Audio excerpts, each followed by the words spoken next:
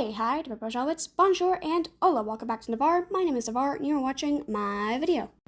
In this video, I'm going to be redesigning one of my characters from back in November. Her name's Alarinia Forte. She was made alongside a couple of other characters. She's one of the two that were actually drawn out. Anyways, before I get too carried away with the details, let's get started.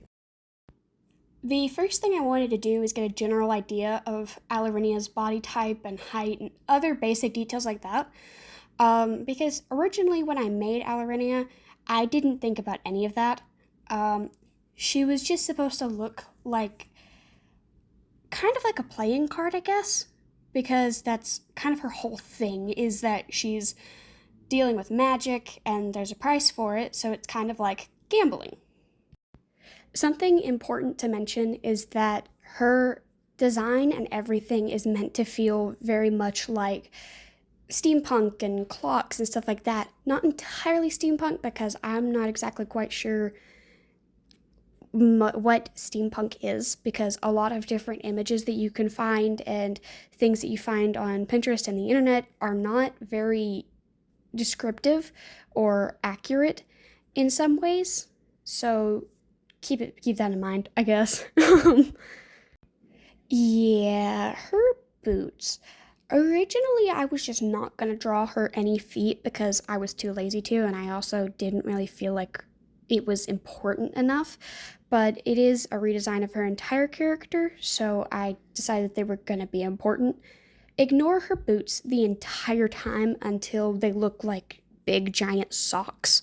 When they look like big giant socks that she's been wearing all the way up to her knees, then you can pay attention to them, because that's her official shoes, I guess. I'm gonna fix them and add more design to them, but for now, that's what they're gonna have to look like until I can get the chance to finally finish that detail. I did use the symmetry ruler for a lot of this because I really wanted her to look very symmetrical while at the same time asymmetrical, which is something you'll see in another character's design. His name's Anthony Varick. He's the other main lead for the story, and that's a really loud truck. Wow, okay. Okay, so finally, after all of that, we get to the part that you are here for, the redesigning. Now keep in mind, the original, okay, right here, this is the source material, right here. Here is the part we have been waiting for this entire time. Okay, I want to talk about all of the design. I made a lot of interesting choices here, and they all make sense. At least I hope they do. Please tell me they make sense. First of all, okay, her hair, her really long braid. I really like it. Now, something about her magic is she has the magic of girl power and can put her hair up in like 5 minutes and make it look super nice. I wish. Her hat is based a lot off of Nico from Animal Crossing New Horizons, the DLC. You do not realize that I had to take 10 different takes to say Animal Crossing correctly without saying Animal Crossings. I want to cry.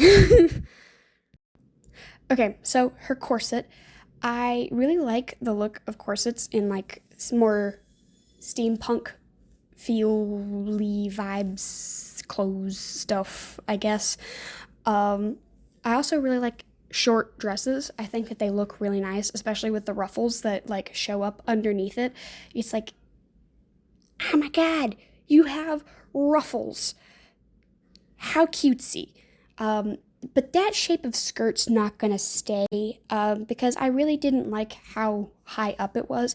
So I lowered it a bit and then added layers, so that way it would be longer towards the front and back and higher up towards the middle, with the ruffles poking out underneath at the same level all around. Because I think, cutesy, maybe. Do we likey? Because I likey. I like it a lot, actually. Something else I did was her hair has a streak that goes all the way down her hair. You'll see why in a minute whenever she's finally, being colored and everything. But I really like the streak in her hair. You will notice in a minute that I do add some cards to the brim of her hat. Not the brim, but the ribbon on her hat.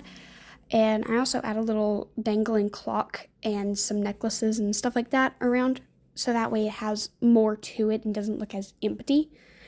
Speaking of her face, that's something interesting I need to mention. She is wearing a bandana type thing on her face. Blindfold type thing, and that is explained in the story, which I will explain in just a minute. There's not many changes that I made when doing the line art. In fact, I kept pretty much everything the same, except for the ruffles at the shoulders and a couple of details in the hair, like the streaks and everything, which I did move slightly so that way you could see them better, or they would show more of her normal hair color and the streak in her hair. Yes, I also did give her a darker skin tone because I think it suits her better. Rather than being as pale as a ghost, she actually has color to, sort of signify that she is still a person despite the fact that she's, not alive. The sudden change in her dress color and hair color is because I turned my screen to grayscale to see how I could change the colors, and then randomly picked colors that were still in that general vicinity to make it more different and pop out a little bit more. Because when you have colors that are all within the same, area, it looks a little bit overdone and redundant, and I really didn't want that. Okay, so now I'm going to give you some basic lore about her that you find out basically in the start of the story. She lives in a watch that is called the Watch of Avendoria, and Avendoria is where she used to live.